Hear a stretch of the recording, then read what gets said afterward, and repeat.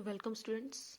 हम कर रहे हैं चैप्टर 14 रेस्पिरेशन इन प्लांट्स। तो आज हम कंटिन्यू करेंगे अपना बुक कंटिन्यू रीड करेंगे। ग्लाइकोलिसिस है नेक्स्ट टॉपिक हमारा। The term glycolysis was originated from the Greek word glycos for sugar and lysis for splitting. तो बोला जो ग्लाइकोलिसिस वर्ड है वो ओरिजिनेट हुआ है ग्रीक वर्ड से। ग्लाइकोज है वो ग्रीक वर्ड जिसका मतलब होता है शुगर और लाइसिस का मतलब होता है स्प्लिटिंग। तो बना है इसी इन्हीं दो वर्ड्स को मिला के बना है ग्लाइकोलिसिस, मतलब शुगर की स्प्लिटिंग। स्प्लिटिंग होता है break down. The scheme of glycolysis was given by Gustav Embden Otto Meyerhof and J Parnas. तो ये जो पूरी स्कीम है ग्लाइकोलिसिस की वो किसने दी है? 3 साइंटिस्ट ने दी है, Gustav Embden, Otto Meyerhof and J Parnas ने। And is often referred to as EMP pathway. तो इसको EMP पाथवे भी बोला जाता है। In anaerobic organism, it is only process in respiration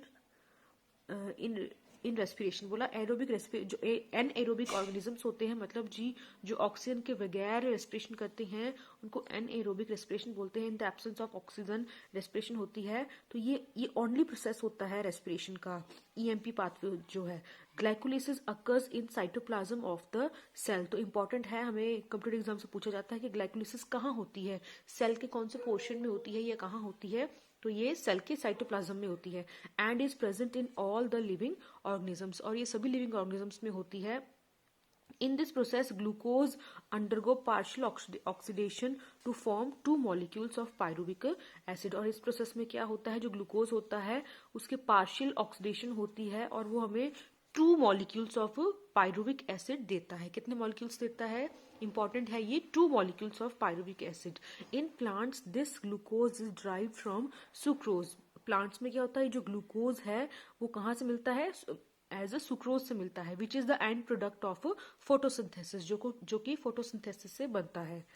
और फ्रॉम स्टोरेज कार्बोहाइड्रेट। और वो कहाँ से मिलता है? एक तो वो फोटोसिंथेसिस के एंड प्रोडक्ट से मिलता है, और जो कार्बोहाइड्रेट स्टोर्ड होता है वहां से ये सुक्रोज मिलता है। Sucrose is converted into glucose. ये सुक्रोज को ग्लूकोज में कन्वर्ट करते हैं एंड फ्रक्टोज में बाय द एंजाइम इन्वर्टेज की हेल्प से। And these 2 monosaccharides readily enter the glycolytic pathway में। फिर ये जो 2 मॉलिक्यूल्स हैं वो एंटर करते हैं।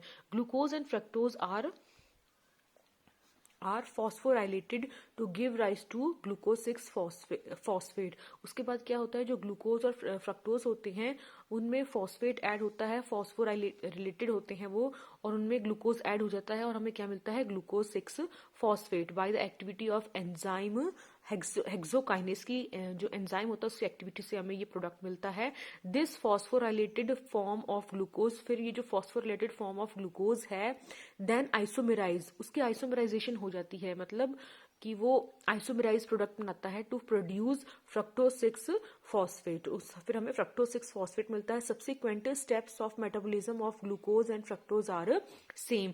ये जो फ्रक्टोज और ग्लूकोज जो है दोनों ही स्टेप्स ग्लूकोज और फ्रक्टोज के लिए सेम होते हैं। The various steps of glycolysis are depicted in 14.1। ये 14.1 में हमें दिखाया हुआ है। देखिए जैसे ग्लूकोज के 6 मॉलिक्यूल हैं, इसमें 1 ATP मॉलिक्यूल यूज हुआ, ATP से ADP बना। ATP full form adenosine triphosphate और ADP की फुल फॉर्म होती है एडिनोसिन ट्राइफॉस्फेट। तो जब ग्लूकोज जो होता है वो चेंज होता है, उसमें फॉस्फोराइलेशन प्रोसेस होता है, तो उस हमें मिलता है ग्लूकोज 6 फॉस्फेट। ग्लूकोज 6 फॉस्फेट मिलता है और 1 ATP यहाँ यूज होता है, ATP से ADP बन जाता है। उसके बाद ग्लूकोज 6 फॉस्फेट जो होता है अगेन कन्वर्ट होता है फ्रक्टोज 6 फॉस्फेट में, आइसोमराइजेशन होता है। ये यहाँ तक हमने पढ़ा। आगे है in glycolysis a chain of 10 reaction under the control of different enzyme take place. बोला जो ग्लूकोज ग्लाइकोलिसिस का प्रोसेस है ये 10 स्टेप्स में होता है। इसमें डिफरेंट एंजाइम्स जो होते हैं कंट्रोल करते हैं रिएक्शन को, डिफरेंट पाथवे को। Take place to produce the pyruvate from the glucose. ये क्या करते हैं और हमें पायरुवेट फॉर्म करने में हेल्प करते हैं ग्लूकोज से। While studying these steps of glycolysis please note the steps by which utilisation or synthesis of ATP or NADH plus H positive takes place. तो बोला कि जब आप इस स्टेप्स को पढ़ेंगे ग्लाइकोलिसिस के तो आप प्लीज साथ में नोट करते रहिए कि कहाँ कहाँ पे ATP यूज हो रहा है या यूटिलाइज हो रहा है या वहां पे फॉर्म हो रहा है, एटीपी और एनएडीएच एच पॉजिटिव हो रहा है, यूज हो रहा है या फॉर्म हो रहा है। आगे है ATP is utilised at 2 steps. जो एटीपी है वो 2 स्टेप्स में बनता है। First in conversion of glucose into glucose 6 phosphate. बोला जब ग्लूकोज जो होता है वो ग्लूकोज 6 फॉस्फेट में बनता है, जो पहला स्टेप हमारा ग्लूकोज से ग्लूकोज 6 फॉस्फेट में, उस टाइम पे जो होता है एटीपी यूटिलाइज होता है। And second in the conversion of fructose 6 phosphate to fructose 1,6 phosphate. और जब दोबारा से फ्रक्टोज 6 से फॉस्फेट से फ्रक्टोज 1,6 फॉस्फेट होता है, इन 2 टाइम पे जो होता है वो एटीपी जो होता है वो यूटिलाइज होता है। The fructose 1,6 phosphate is split into dihydroxy acetone. आगे हमारा ये जो कंटिन्यू है, हमने यहाँ तक देख लिया था। फ्रक्टोज 1,6 फॉस्फेट जो है, जो 6 कार्बन एटम है, कंपाउंड है, ये चेंज हो जाएगा हमारा फ्रक्टोज 6 फॉस्फेट जो है वो चेंज होगा फ्रक्टोज 1,6 फॉस्फेट में। और ये जो फ्रक्टोज 1,6 फॉस्फेट है ये स्प्लिट होगा डाइहाइड्रोक्सी एसीटोन में। Dihydroxy acetone phosphate and 3 phosphoglyceraldehyde में चेंज होगा, जिसको हम PgAl भी बोलते हैं। तो जो ये हमारा फ्रक्टोज 1,6 फॉस्फेट है, ये या तो बनाएगा हमारे पास ट्रायोज फॉस्फेट, या इसको हम ग्लिसरल्डिहाइड 3 फॉस्फेट बोलते हैं, या ट्रायोज फॉस्फेट भी बोलते हैं, या डाइहाइड्रोक्सी एसीटोन फॉस्फेट बोलते हैं। दोनों जो 6 कार्बन एटम है वो ब्रेक होके 3 कार्बन एटम के कंपाउंड बनाते हैं। आगे है जो द फ्रक्टोज 1,6 बाइफॉस्फेट है, fructose 1,6 biphosphate is split into, अच्छा ये हमारा हो गया है। आगे है हमारे पास we find that there is one step where NaDH plus H positive is form. तो हमें यहाँ पे पता लगेगा कि अब ये स्टेप्स एक आया, हमने एक स्टेप मिला बोला जहाँ पे हमारे पास NaDH और H पॉजिटिव जो है वो फॉर्म हुआ। तो यहाँ हमने स्टेप देखा कि जब हमारे पास फ्रक्टोज 1,6 बाइफॉस्फेट से ग्लिसरल्डिहाइड 3 फॉस्फेट बना, तो उससे जब वो अगेन टर्न होके हमारे पास 2 ट्रायोज बाइफॉस्फेट बनाएगा, तो उस टाइम पे हमारे पास जो होगा वो NaDH H पॉजिटिव जो होंगे वो प्रोड्यूस होंगे। जैसे यहाँ पे लिखा है कि एक स्टेप फाइंड हुआ है where NaDH plus H positive is formed from NaD positive. This is when the 3-phosphoglyceraldehyde PgAl is converted into the 1,3 bis-phosphoglyceraldehyde, जो कि हमने अभी देखा साइड में, साथ में रिएक्शन भी देख रहे हैं हम, BPGA में बन रहा है। 2 redox equivalents are removed from PgAl। बोला 2 रिडॉक्स जो इक्विवेलेंट्स थे वो रिमूव हो गए PgAl से and transform to a molecule of NAD positive में वो ट्रांसफॉर्म हो गए। आगे है PgAl इज ऑक्सीडाइज्ड। जो PgAl है ये अब ऑक्सीडाइज्ड होगा and which oxidised and with inorganic phosphate to get converted into the BPGA। फिर ये BPGA में कन्वर्ट हो जाएगा। तो conversion of BPGA to 3-phosphoglyceraldehyde is also an energy yielding process. तो बोला ये भी एक एनर्जी यील्डिंग प्रोसेस है। तो ये एक एनर्जी यील्डिंग प्रोसेस है। This energy is trapped by the formation of ATP। और ये जो एनर्जी प्रोड्यूस होती है उसको यूज होता है ATP फॉर्मेशन के लिए। Another ATP synthesise during the conversion of PEP to the pyruvic acid. बोला कि एक और ATP जो होता है वो प्रोड्यूस होता है कब, कौन से स्टेप में, जब PEP से 2-फॉस्फोइनोल पायरुवेट से जब पायरुविक एसिड बनता है, उस टाइम पे भी ATP जो होता है वो प्रोड्यूस होता है। Can you then calculate how many ATPs molecules are directly synthesised. बोला आप क्या ये कैलकुलेट कर सकते हो कि कितने मॉलिक्यूल्स डायरेक्टली ATP के सिंथेसाइज हुए हैं in this pathway from 1 glucose molecule से कितने सिंथेसाइज हुए हैं। आगे pyruvic acid is then the key product of the glycolysis. तो पायरुविक एसिड जो है वो की प्रोडक्ट है ग्लाइकोलिसिस था। तो एक बार हम ये सारा ही स्टेप्स भी देख लेते हैं डायरेक्ट यहाँ पे जो हमें फ्लो चार्ट दिया हुआ है। देखिए हमने क्या क्या पढ़ा अब तक। तो ग्लूकोज से,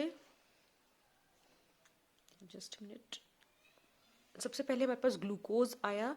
तो ग्लूकोज के 6 मॉलिक्यूल थे, ये कन्वर्ट हुए ग्लूकोज 6 फॉस्फेट में, 6 कार्बन कंपाउंड ही बना। इसमें हमारे पास एक ATP यूज हुआ, ATP से ADP बना। ATP इज एडिनोसिन ट्राइफॉस्फेट, इससे हमारे पास एडिनोसिन डाइफॉस्फेट बना। फिर उसके बाद बताया है ग्लूकोज 6 फॉस्फेट जो होता है वो कन्वर्ट होता है फ्रक्टोज 6 फॉस्फेट में। ये आइसोमराइजेशन होती है।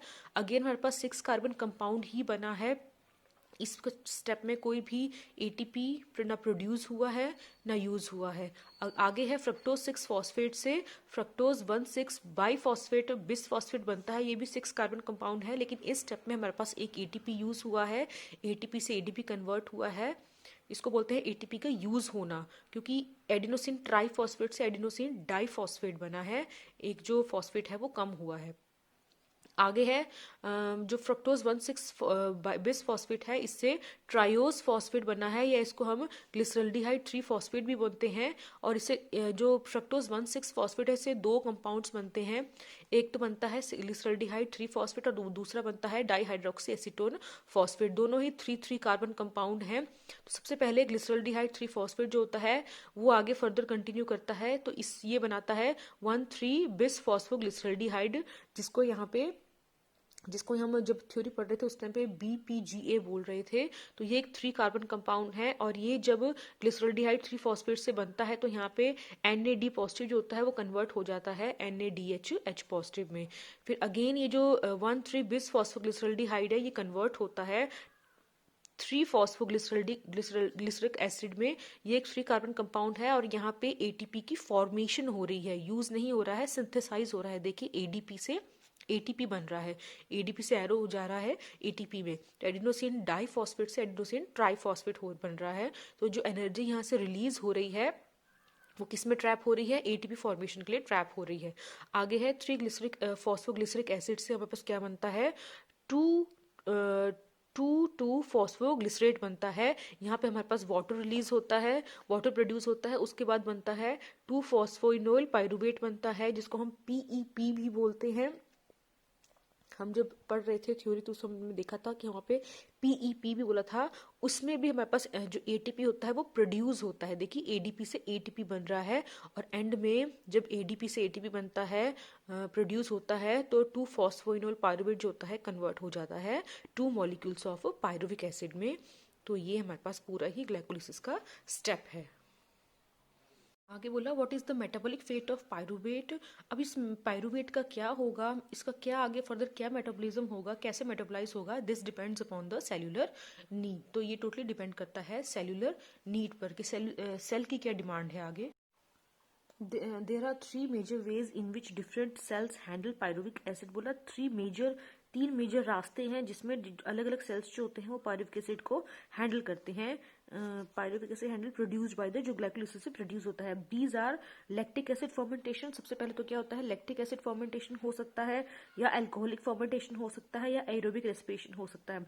Fermentation takes place under the anaerobic condition. बोलिए फर्मेंटेशन होता है वो एनएरोबिक कंडीशन में होता है, मतलब कि ऑक्सीजन के एब्सेंस में होता है इन मैनी पायरुवेट्स में एंड यूनिसेलुलर यूकैरियोट्स में जो फर्मेंटेशन होता है। For the complete oxidation of glucose to carbon dioxide and water, however organisms adopt Krebs cycle. बोला कंप्लीट ऑक्सीडेशन की करने के लिए ग्लूकोज की कार्बन डाइऑक्साइड और वाटर प्रोड्यूस करने के लिए कम्प्लीटली जब ब्रेक डाउन होता है ग्लूकोज तो कार्बन डाइऑक्साइड और वाटर होता है, तो इसको कंप्लीट ऑक्सीडेशन बोलते हैं। उसको करने के लिए ऑर्गेनिजम्स को क्रैप साइकिल अडॉप्ट करनी पड़ती है, और which is also called an aerobic respiration, जिसको कि एरोबिक रेस्पिरेशन भी बोलते हैं। Aerobic means in the presence of oxygen, this required oxygen supply. तो इसके लिए हमें ऑक्सीजन की जरूरत पड़ती है।